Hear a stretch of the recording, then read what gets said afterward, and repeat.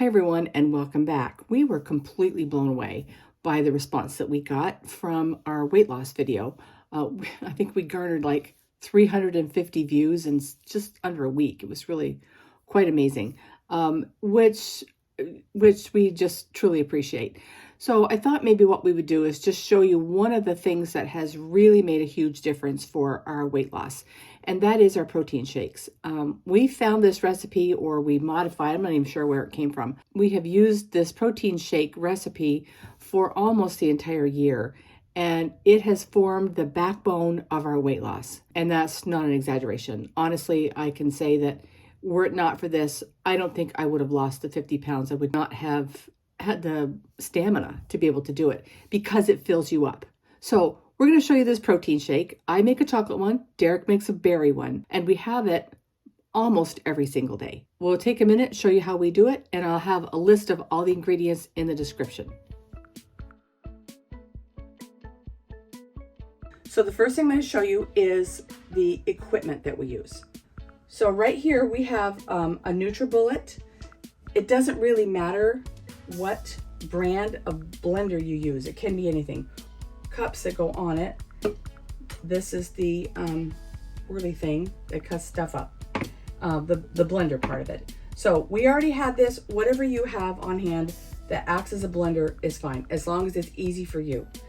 I have a measuring cup. To be perfectly honest, we never measure anything anymore. We've gotten used to making these. We have a tablespoon and a regular teaspoon, and then we use these reusable straws. I'll put a link to these. We really like these. It makes it just easy, and they're dishwasher safe. So NutriBullet or blender of some type, measuring device if you want it, a couple of spoons and some straws, and you're good to go. Now, as for what I put in my shake, this particular type of protein powder is at Costco. Our daughter told us about it. I have never been a fan of protein powders because they're just taste nasty. But this one is very good. And this is the chocolate. There's also a vanilla and an unflavored. We have never been able to find the vanilla at Costco, but we have found the chocolate and the unflavored. So that is what we use. I use the chocolate pretty much exclusively. I started out putting a teaspoon of peanut butter in it, but I've switched now to PB2. A, it's easier, and B, it has the same amount of protein and carbs, but fewer calories. This is 60 calories as opposed to usually 160 for something like Adam's peanut butter. So PB2, and that's just like a half a teaspoon. This is plain whole milk yogurt. This is not low-fat yogurt. You don't want low-fat yogurt because low-fat yogurt has carbs in it, and you don't want carbs. Unsweetened almond milk. This was the hardest thing for us to get used to using, is heavy whipping cream. This just seemed wrong to us that it was okay to use cream, but we started doing it. And because it has less than 1 gram total carbohydrate, whereas half and half has carbs in it, and anything else has carbs in it. So we want no carbs, but we want fat because fat is going to help us feel full. All right, so let's get making it.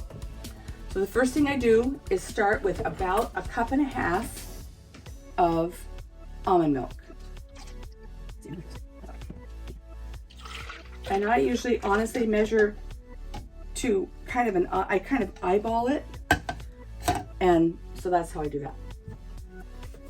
And again, no more than about 1/4 cup, but I do about like that. You know, it's really not scientific, probably not, but it works. Then I'm going to use about like that. I have no idea, but I did measure it one time, and it comes out that 2 of these like this are about 1/4 cup of yogurt. And again, it's whole milk, plain yogurt. Okay, so that's that foundation. This is Splenda stevia. Sometimes it's called Swerve, and it is an artificial type of sugar. Your body can't digest it. We don't recommend using a lot of sugar in a low carbohydrate diet, but I put one about like that in the shake. Just enough to take the edge off the yogurt, I guess. I don't know. Sweeten it up just a tiny bit. Then again, this is PB2. This is and I put in about that much. It just adds a little bit of protein, a little bit of peanut butter flavor with the chocolate. And that's it. And then finally, the chocolate, Vital Proteins. And I'm gonna take a scoop, about like that. And then one more scoop, a little bit more like that. All right, and I put 5 pieces of ice in here. And 5. Now this will kind of depend on the ice cubes that your freezer makes. The freezer in the RV makes pretty big ones. They look like this. The ones in my refrigerator make them about half that size. So I'll put about 10 in. And then I put some water in. Probably, it's about that much. And it's kind of to taste. All it is to make for some volume. That's it. Put this on. Shake it up. Set it on the neutral. Watch out for noise. And that is it once you get the top off. Okay, so mine is very similar to Peggy's. I don't use the chocolate or the peanut butter. I use the unflavored. So what I do is I start with some frozen berries. I take like 2 handfuls of berries. Sometimes a little bit more. Okay. I try to get it about that full. Then I take some almond milk and I fill it up. So here's the max. I fill it up about that far. I have no idea how much that is. And I put about that much cream in. I use more yogurt than what Peggy does.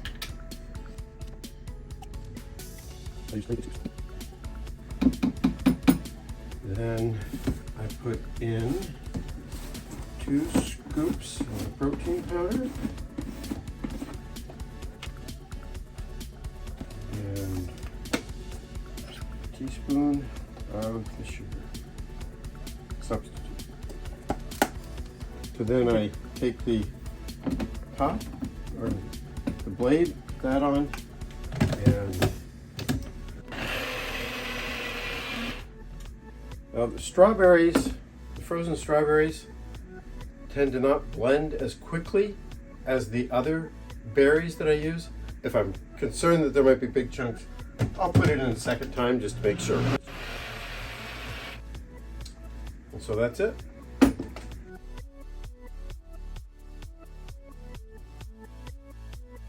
All right, that's going to do it for this episode. Thank you so much for watching. And if you haven't already, make sure you hit that subscribe button. Give us a thumbs up if you like the video, and make sure you click the bell to get a notification whenever we drop a new video. And until next time, Restless friends, you take care.